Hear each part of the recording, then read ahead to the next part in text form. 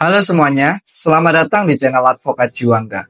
Pada video kali ini, kita akan membahas topik yang sangat penting bagi Anda yang bekerja sebagai pekerja kontrak di Indonesia.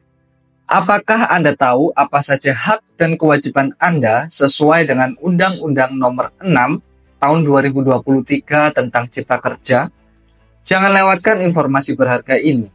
Karena memahami hak dan kewajiban Anda adalah langkah awal untuk memastikan kesejahteraan dan keamanan dalam pekerjaan Anda.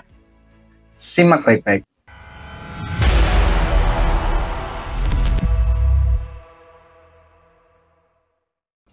Apa pengertian pekerja kontrak dan dasar hukumnya?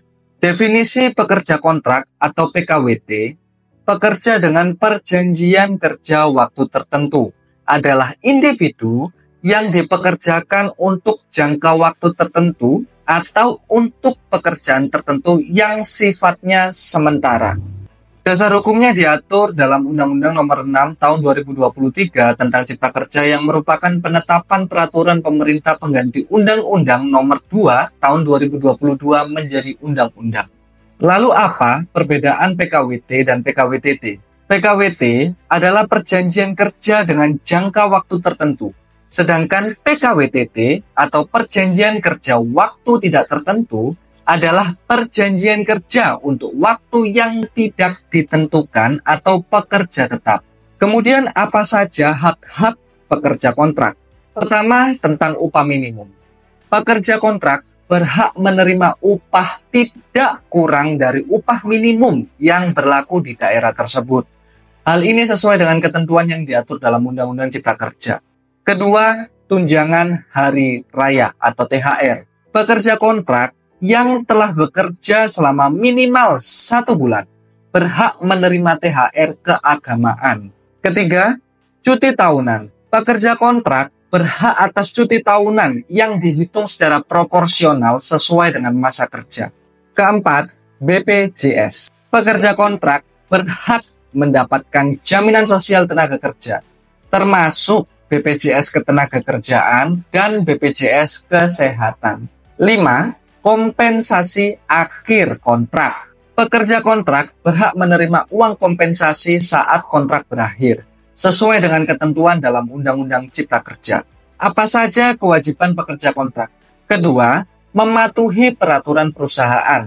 Pekerja kontrak harus mematuhi semua peraturan dan kebijakan yang berlaku di perusahaan. Ketiga, menjaga kerahasiaan perusahaan. Pekerja kontrak berkewajiban menjaga kerahasiaan informasi perusahaan yang bersifat konfidensial. Lalu bagaimana aturan mengenai durasi dan perpanjangan kontrak?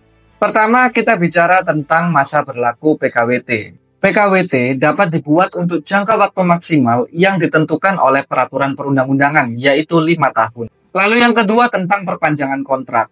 PKWT dapat diperpanjang sesuai dengan ketentuan yang berlaku dengan syarat tidak melebihi batas maksimal durasi yang ditetapkan, yaitu 5 tahun seperti yang saya bilang tadi. Ketiga, tentang konsekuensi pelanggaran durasi. Kontrak yang melebihi batas durasi sebagaimana diatur dalam pasal 56 Undang-Undang Nomor 6 Tahun 2023 akan dianggap sebagai perjanjian kerja waktu tidak tertentu atau PKWTT.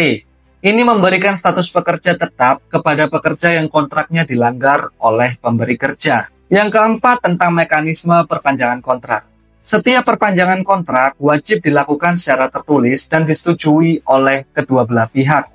Jika tidak ada perjanjian tertulis, maka perpanjangan tersebut dianggap tidak sah. Apa saja perlindungan dan larangan bagi pekerja kontrak? Larangan yang pertama adalah larangan diskriminasi.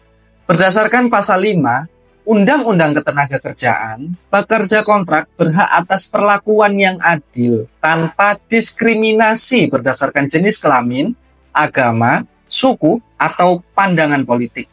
Kedua, perlindungan terhadap PHK sepihak. Pekerja kontrak yang di PHK secara sepihak tanpa dasar hukum yang sah berhak mengajukan tuntutan ganti rugi dan kompensasi sesuai pasal 61A Undang-Undang Nomor 6 Tahun 2023. Ketiga, perlindungan dari pelecehan dan kekerasan di tempat kerja. Undang-undang memberikan perlindungan kepada pekerja kontrak dari segala bentuk pelecehan, baik verbal maupun fisik, selama berada di lingkungan kerja. Keempat, hak atas jam kerja yang wajar. Jam kerja pekerja kontrak diatur sesuai pasal 77 Undang-Undang Ketenagakerjaan, yaitu 40 jam per minggu. Jika diminta bekerja lembur, pekerja harus menerima upah lembur yang layak. Tips untuk pekerja kontrak. Pertama, pahami isi kontrak dengan seksama. Bacalah kontrak kerja Anda sebelum menandatangani. Jika ada ketentuan yang tidak jelas, tanyakan kepada HRD atau minta pendapat ahli hukum. Kedua, simpan salinan kontrak kerja.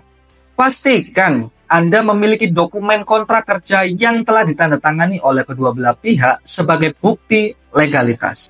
Ketiga, laporkan jika hak Anda dilanggar. Jika ada pelanggaran terhadap hak Anda sebagai pekerja kontrak, segera laporkan ke Dinas Ketenagakerjaan setempat atau Pengadilan Hubungan Industrial. Keempat, manfaatkan hak Anda secara maksimal. Gunakan cuti tahunan, tunjangan, dan jaminan sosial sesuai dengan hak yang telah diatur dalam perundang-undangan. Semoga informasi ini membantu Anda memahami hak dan kewajiban sebagai pekerja kontrak di Indonesia. Hak Anda sebagai pekerja dilindungi oleh undang-undang. Jadi, jangan ragu untuk memperjuangkannya jika ada pelanggaran. Jangan lupa untuk like video ini, bagikan kepada teman-teman Anda yang membutuhkan informasi ini, dan subscribe channel Advokat Jiwangga untuk konten hukum yang lebih bermanfaat. Sampai jumpa di video berikutnya.